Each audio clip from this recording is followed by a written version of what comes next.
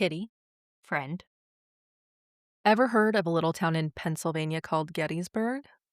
Many times. Mr. Cece and I went recently for an overnight trip, although I've probably been there about a dozen times in my life. The Battle of Gettysburg took place from July 1st to July 3rd of 1863, and it's known as the bloodiest battle of the Civil War. This episode airs on July 1st, and today we're going to be talking about the biggest disaster of an already horrific conflict. Which is just so impressive that out of, that whole thing being a complete, total disaster, there's something that stands out alone. It does. It's really bad. It's worse than I remembered, having been here so many times. Yeah, it's so bad. I hope you're ready for it. I also like that you took a little trip for the podcast. It was the podcast. I was like, oh, we have to go to Gettysburg. It was also technically to celebrate my graduation. So we kept calling it graduation moon instead of honeymoon. That's fair. So but the whole time I was like, I have to get pictures of this and that and the other thing for the podcast. So perfect. If we made any money, I would write it off As a our business taxes. expense. Yeah. But we don't, so it doesn't matter. I'll keep the receipts though for just in case. You never know what's going to happen this year, right? Right. Welcome to Wreckage and Ruins. Each week we investigate disasters, man-made and natural, legendary last stands, medical mishaps, and everything in between. Each of the ruins unfold into a story, and we're here to understand why it happened and what came after. We're your hosts, Cece and Kitty, and Pickett's charge was a bloody disaster. Gettysburg is a small town now, but in 1863 it was even smaller, basically just a little Pennsylvania town surrounded by farms and roads that suddenly became the center of one of the most important battles in American history. I want to talk about the town and our landmarks today to try to help us get a little bit oriented. This is going to be kind of hard to explain out loud, but I thought I'd give it a shot. If you're listening and you have a chance, it's helpful to be able to look at a map when we talk about this. Gettysburg is in the state of Pennsylvania, but it's actually less than 10 miles away from the Maryland border. This battle took place literally all around the town of Gettysburg, including fighting that happened through the town, but the biggest part of the battlefield is south of the town in a rural farmland area. In that southern and rural area on the west side, you've got a strip of wooded area that's called Pitzer's Woods. The area right above that is known as Seminary Ridge. The area below it is called Warfield Ridge.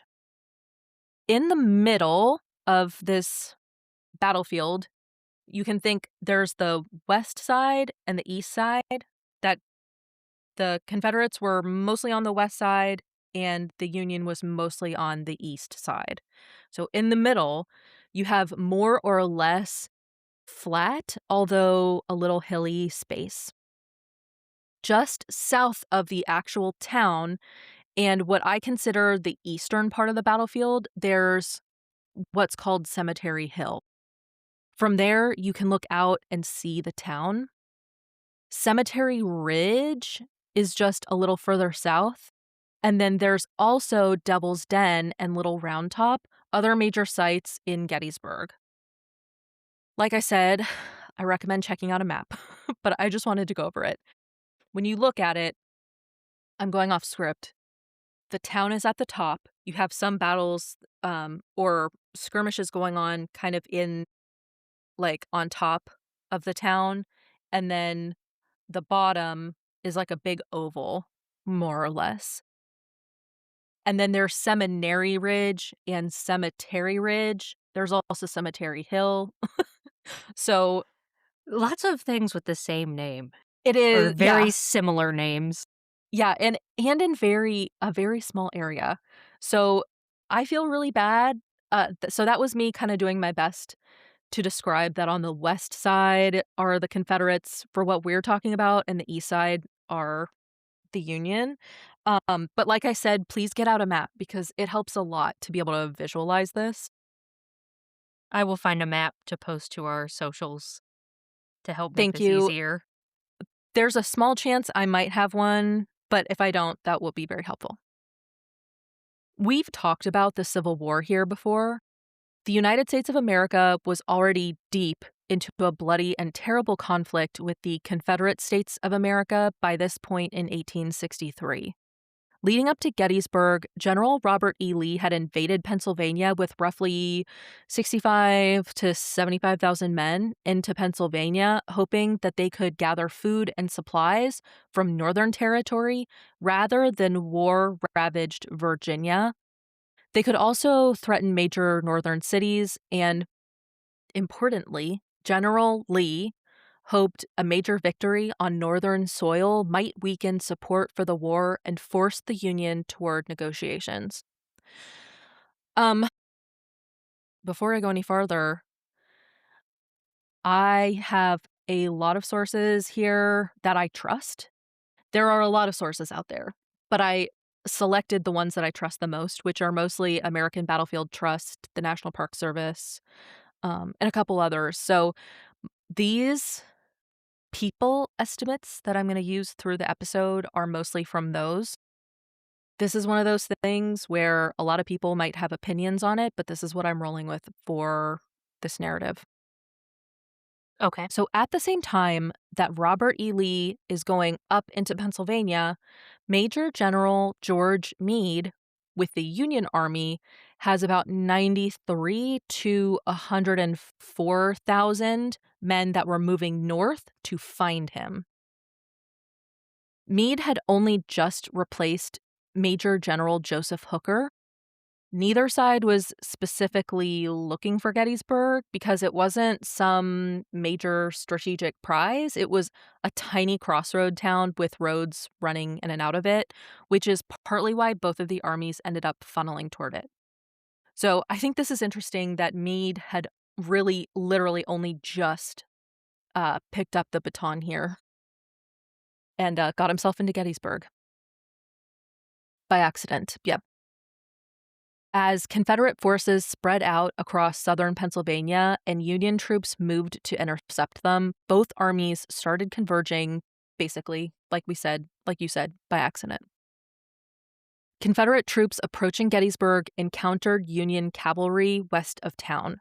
At first, neither side realized just how large the opposing force was. Reinforcements began arriving through the day, and the skirmish quickly turned into a full-scale battle. By the end of the first day, the Confederates had pushed the Union through the actual town of Gettysburg, and the Union retreated to higher ground south of town, establishing defensive positions on Cemetery Hill and along a ridge that would be critically important over the next 2 days of fighting. It's probably not a good thing when you push your enemy to the high ground. It's not. It was deadly, in fact. The Confederates had won this first day tactically, but the Union were holding on and they had the high ground now. On July 2nd, General Lee tried again. At this time, the fighting exploded across places people still recognize today, like Little Round Top, Devil's Den, the wheat field, and the peach orchard. The Confederates attacked throughout the day and really beat up on both flanks of the Union position, and there were several points where it seemed possible that the Union line could collapse, but it never did. This fighting was brutal. All of the Civil War, I think, was truly brutal, but throw in that it was almost 90 degrees outside, and although it was a little cloudy, it was humid, and these men were in heavy wool suits. And Ugh. we know that there was no way they were hydrated. No, definitely not, and we've talked about this before on the podcast. I am a heater intolerant girly, so this sounds like my own personal hell. I am too, so badly, like immediately. Um, I think about this a lot. They were hungry, dehydrated, and hot. It sounds just like a total nightmare just to be present. right? Not even if you're in hand-to-hand combat, and I'll post or I'll send you to post some of the videos. If you've never been there or anyone listening who's never been there, just let's say Little Round Top, it is a steep, steep hill, and it's covered in, like, boulders and stuff. I can't imagine fighting anywhere near that, and Devil's Den is just these massive boulders, like piles of massive boulders, and they were fighting in it. That I don't know. I think about Sounds this like a all the twisted time. ankle, Oh or my at god, the yeah. very least, broken leg. Yeah. I would have, like, probably, just mortally wounded myself on Totally accident. by accident, yeah. Yeah, if we're being honest with each other here. We were out hiking yesterday, we did 8 miles, and now I know that sounds like a lot, but it was on a relatively flat piece of ground, so it was an old rail trail, so it's, nice and graded and all of that, but I tripped on flat ground yesterday. 8 miles is a long way. Regardless, thousands of men were casualties by the end of July 2nd, but by nightfall, the Union Army had doggedly defended the high ground. This episode is brought to you by Executive Law Partners, PLLC, in Fairfax, Virginia. XLP focuses on business litigation, corporate transactions, government contracts, estate law, personal injury, and wrongful death.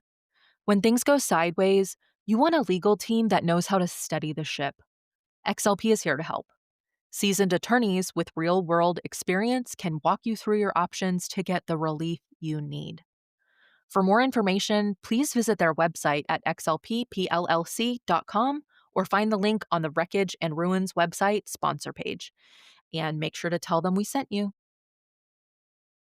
At this point, the Union Army was in a long line from south to north. There was a hook around Round Top and Little Round Top, which are at the southern part of that eastern line, and they were a straight line north following Cemetery Ridge. And at the top was kind of an M shape around Cemetery Hill and Culp's Hill, with Cemetery and Culp's Hill facing the town. And I do have a picture of that as well. When you stand on top of there, you can look out and you can kind of see it like in the back. General Lee's plan was to bombard the middle of the Union line first with heavy artillery fire from their position on Seminary Ridge before advancing across open ground to move through the line. General Lee gave Okay, his but the middle of it is surrounded. yeah, I think that they thought, and they talk so much about this at the Battlefield Museum. He just thought that if he could just break one part of the line and get people through, then they could break up the Union and they'd be done. So Okay, that didn't but the way that you described that to me, it sounds like they've got kind of like a C-shape situation going they on do. here. And so even if you break the middle, you're going to be in crossfire from both sides. Even if you break the middle, you're going into basically a killing field. That's kind of how I felt about it. Now, this is a long, long line, so I think he must have been counting on the fact that it would take a minute for the guys at the bottom of the sea and the top of the sea to get down to collect each other. Does that make sense? Somewhere my dad is screaming. We're sorry, Papa Cece. Sorry, Papa Sisi. So the plan, regardless of anything, was to just break through the middle. General Lee gave his orders for this attack to Lieutenant General James Longstreet, who held overall command of the whole assault. Longstreet was not excited about the charge and had serious reservations about it that he voiced. Just like you, being like, hmm. No. Plus, a lot of people thought, from what I read, that it was dangerous to cross this open field. Yes. So, um, There's a lot of back and forth about this. Longstreet really didn't wanna do it. I mean, I He know I'm armchair quarterbacking here and also doing so in hindsight, but even if I wasn't doing so in hindsight, you want me to do what? Exactly. No. He thought that their troops could not sustain that advance, but Lee would not budge. Around 1 p.m. on July 3rd, roughly 150 Confederate cannons opened fire from Seminary Ridge. This would have been apocalyptically loud. The kind where, when you hear something that loud that you can feel it in your chest? And smoke started to creep across the field, and it would have been stinky. Definitely would have been stinky. I sometimes when I visit my sister in Fayetteville, we'll be there the same time that the Marines are doing their training at Fort Mhm, Bragg, and she lives close enough to the ranges that you can hear it. mhm. And when the Marines are there, you can feel it. Yeah. Sometimes if you're in the right part of her house when they fire, you can like see her windows bubble in. I'm like, this cannot be good for your house. It That's cannot. so spooky. And it'll wake you from dead sleep. And they're miles away. So I can't imagine like physically being there for that. Also in a time before we had any concept of, I don't know, hearing protection. Oh gosh, I was thinking about that the whole time I was at the battlefield. I'm like, there all of these men must have been deaf. And then you get that, or even, like, sometimes if you leave a concert and you are, like, walking to your car and you're like, "What are you saying? I can't hear you." And so No, that doesn't happen to me because Mr. Kitty is chronically doing projects around the house, and I cannot deal with the loud noises. So we have a pair of like those shooting muffs that have a little microphone that cancel out noise above a certain decibel, and yeah. I wear those constantly. Do you? I think Yes. actually I need those just for my everyday life 'cause of, my mental illnesses, the number of them. So, yeah, I just think about that, how loud it must have been for them, and then they're having to, like, follow orders and listen for important instructions. Um, so I can't imagine ho oof, I can't imagine this.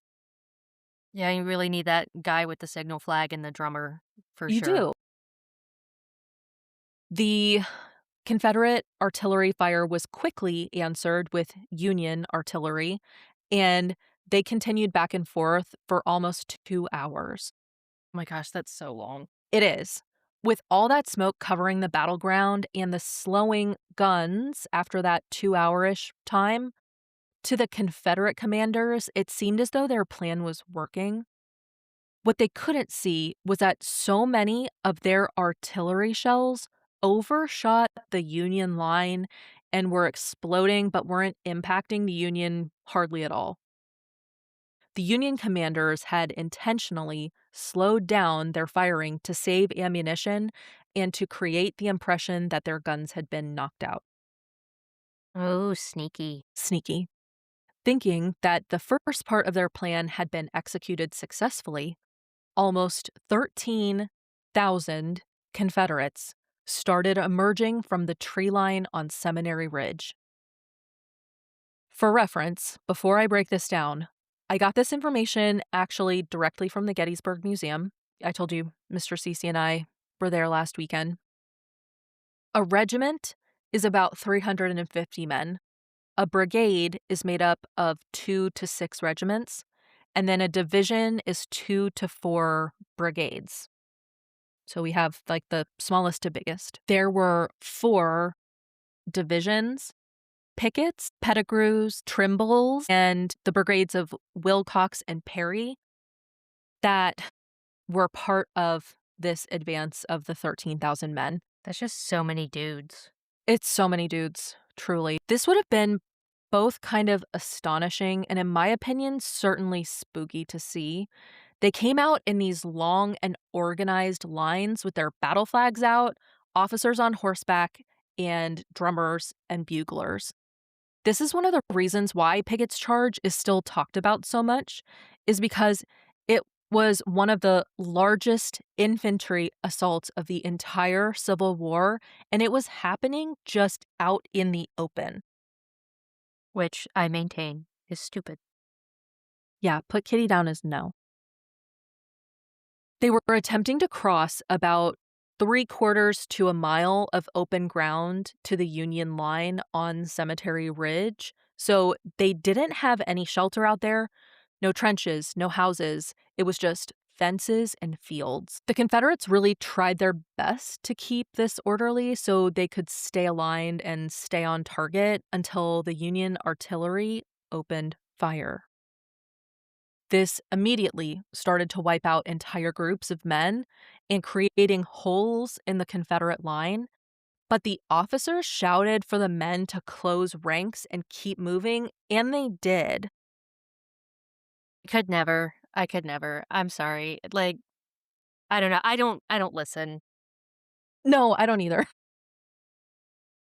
I don't know. I the whole thing sounded like a bad idea to start with, and now you want me to run across this open field in this, like, sticky hot wool uniform, and you want me to do that while people are actively shooting at me?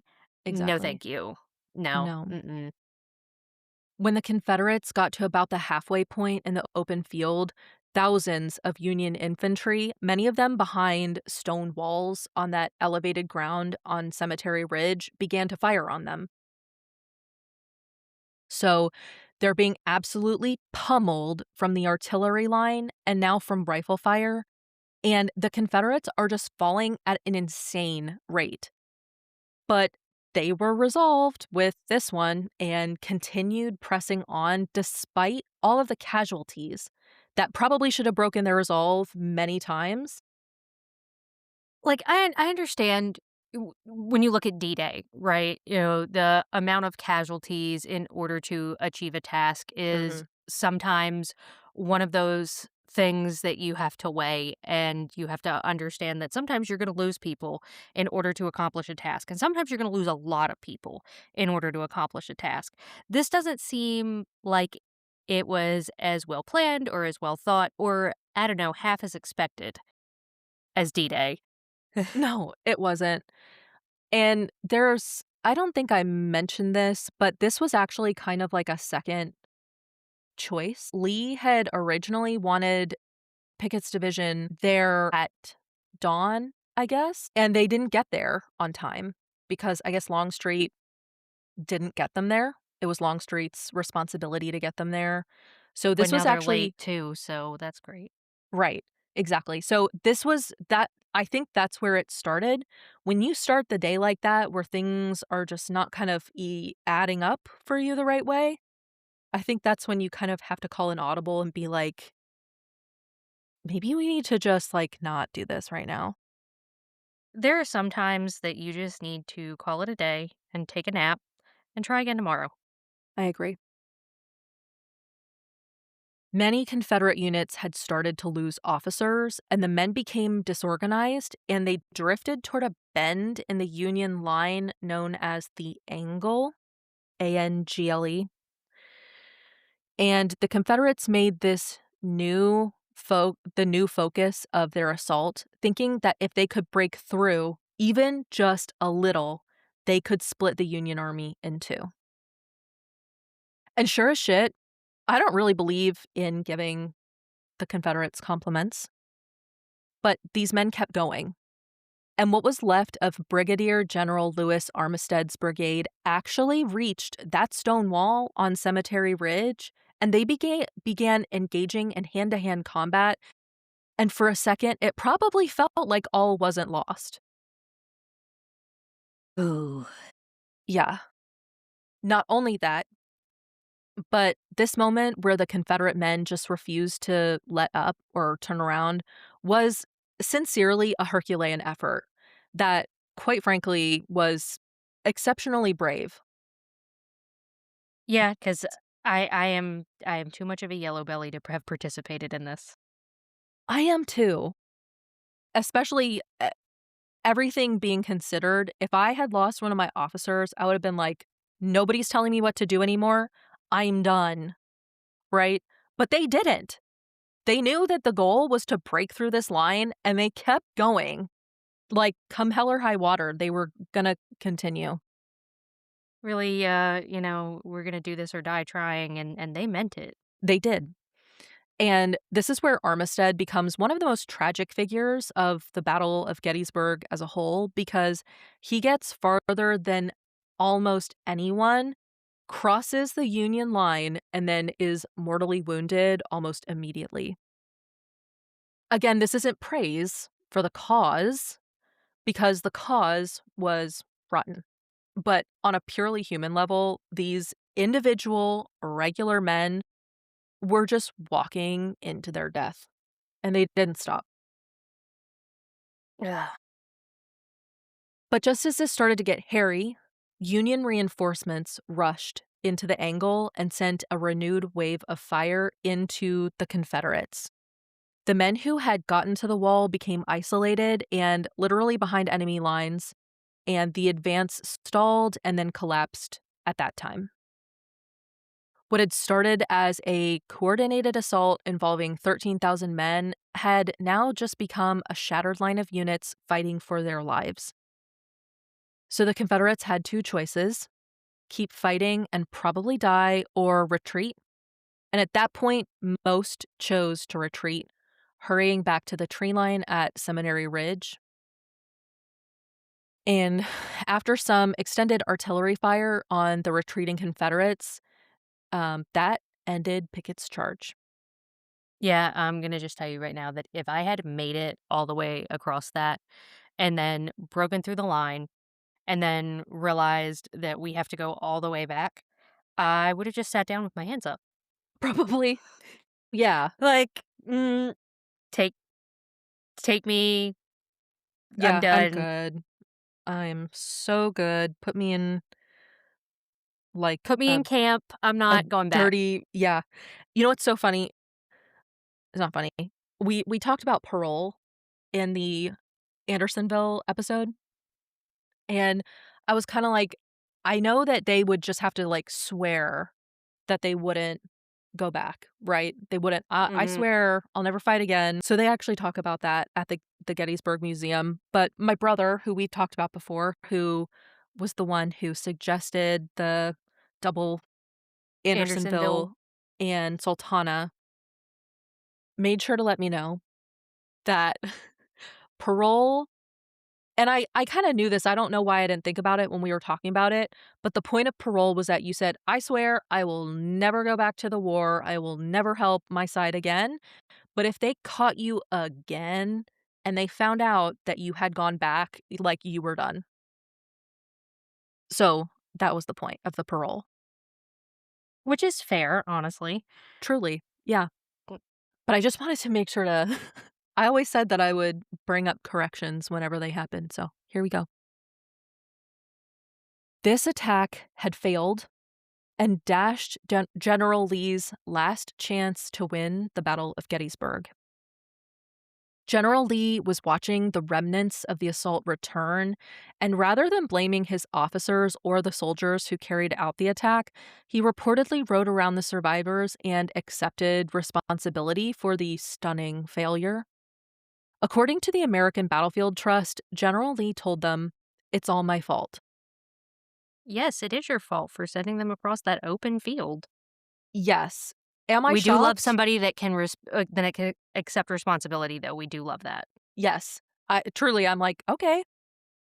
I actually really respect people who are like, "Hey, that was wrong," or like, "Hey, I messed that up." And so I My try really bad. h my bad, like, I try really hard to, like, immediately accept my responsibility for things, but so yeah, that stood out to me. Some people consider that a legend, but we'll never know. Regardless of its credibility, it's well known that Lee understood that the attack had been his decision and that it had ended in disaster. Another legend, memorialized in the movie Gettysburg, goes that General Lee asked Major General George Pickett to rally his division in preparation for a possible Union counterattack. And allegedly, Pickett responded, "General Lee, I have no division." I mean, they lost pretty much all of it. He did, and I'll tell you about the casualties here soon, but this is famous, and my dad made me watch the Gettysburg movie as a kid, but I don't really remember any of it, and I tried to watch it, like, 3 summers ago, and I couldn't do it. I think you have to be in a certain frame of mind to watch that whole movie because it's, like, 8 hours long or something. Well, that and I only watch one war movie a year, so Really? yep. I they make me sad and, like, Yeah. irrationally sad, and so I refuse to do that to myself more than once a year. Like, last year, I watched Hacksaw Ridge. Like, yes, it's been Gosh. that long. Oi, kitty. I told you, one a year. You're I have not strict. selected which one it's gonna be for 2026 yet. I'm sure I will get recommendations in the comments, but, yeah, so I just watched Hacksaw Ridge. Wow. We watch a lot. Um, that's how I got into what I consider a lifelong hyperfixation, which is the Battle of Mogadishu. Never forget Mogadishu. We stay watching them all the time. You would just die, I think, around here. But my family watches them. I just find someplace else to be. They make me irrationally sad. I can't do it, No, I get it. and they They give make me me sad too. nightmares. I just watch them. I stay sad. I stay watching things that make me, like, cry. I get despondent. It's a character flaw, frankly. Yeah, and they give me nightmares, and so it's just not worth it to me, so once a year. Right. This is so out of left field, but so where I think I was going was that I've watched this movie before, but I didn't really remember it, and I've heard that quote be said before, but the last time I actually heard it that I realized what was going on was because I watched this TikTok video of um somebody's front lawn, and they had like, dozens of those inflatable characters on, like, Christmas, people put, like, the inflatable characters on their lawn, and Yes, this yes, lawn I know had exactly just what you're talking about. it had dozens, but almost all of them were flat. There were, like, a couple that were, like, blown up, and someone commented, "Generally, I have no division." Oh god. And it was just one of the most purely funny things I've ever seen in my whole life. Like, the fact that somebody just my armpits hurt. It's not funny, See, like, the loss of life is not funny, but there's something about that person making that joke. I think about it constantly. sometimes things are just so out of left field that you're just not ready for them, and that just makes them hysterical, and it's Yes. one of those times where you have to be like, "Is that enough internet for today? I think Right. that's enough internet for today." I think I need to go, like, touch grass or go to bed. The battle lasted a little longer after Pickett's charge, but had been effectively decided. General Lee stayed out in the field through July 4th, expecting a counterattack, but it never came, and instead the Confederate Army started withdrawing toward Virginia. Lieutenant General Longstreet's role in all this is still debated. He clearly opposed the attack, but he was also the commander responsible for carrying it out. After Gettysburg, this failure followed him for the rest of his life. According to historynet.com, this failure really weighed on Longstreet, and he requested to be switched out west so he could distance himself from the shame. Some people blamed Lee, and some blamed Longstreet, and some blamed both.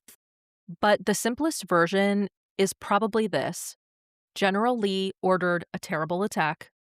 Lieutenant General Longstreet knew it was terrible, and thousands of men still had to walk across that field. Well, I mean, what are you gonna do? Mutiny?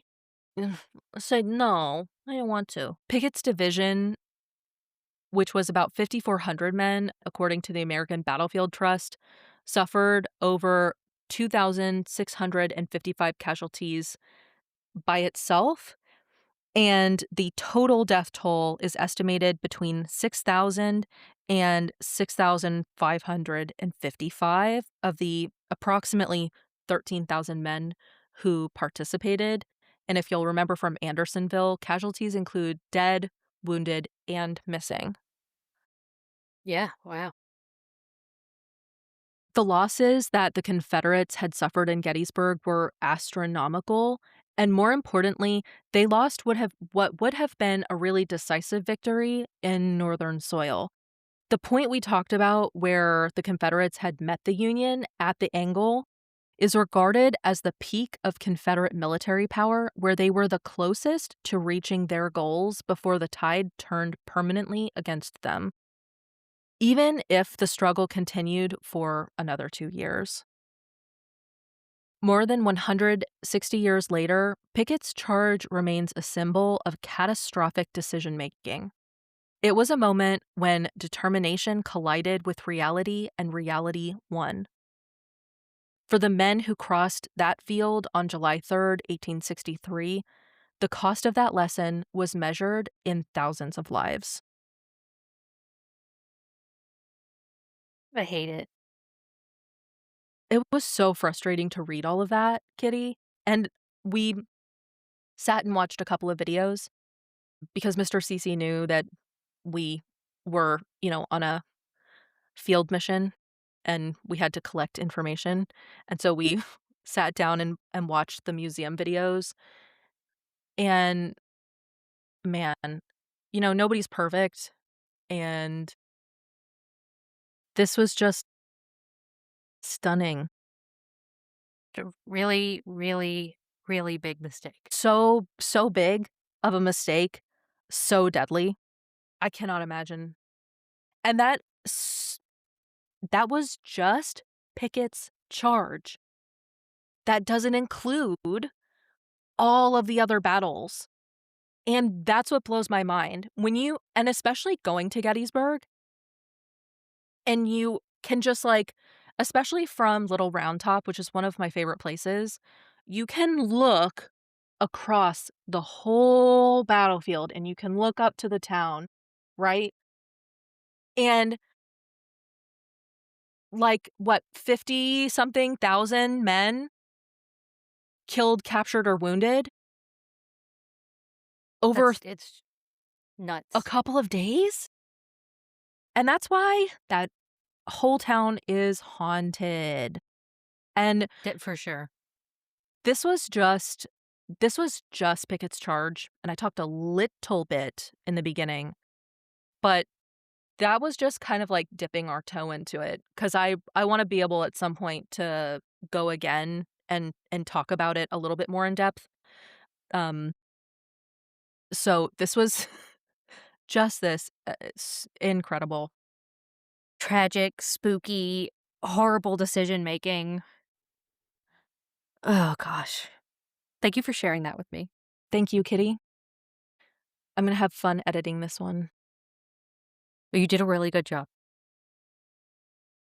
This was honestly tricky for me. Looking at our episodes, I've never done a battle.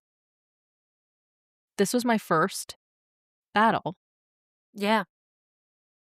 Winter Valley Forge was my first, military history, and, yeah, I'm looking at the list. A lot of this is military adjacent, but nothing was an actual battle, so it was just my best shot. 27 episodes in. We're still only 27 episodes in. We're gonna still have a lot of firsts. It's a lot of firsts and a lot of learning. Truly, this has been a major learning experience. So, anyway, thank you for being a great co-host today. Appreciate it. And I guess we'll catch everybody next time in the aftermath. Until then. Till then.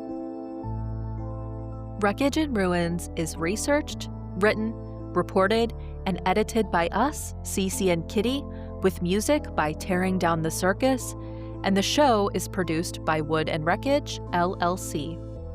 You can find us online at wreckageandruins.com and on TikTok, Instagram, and Facebook. You can listen to us on all major platforms, so if you like what you're hearing, please give us a rating, leave a review, and hit subscribe. It all makes a big difference. Thanks for listening, and we'll see you next week in the aftermath.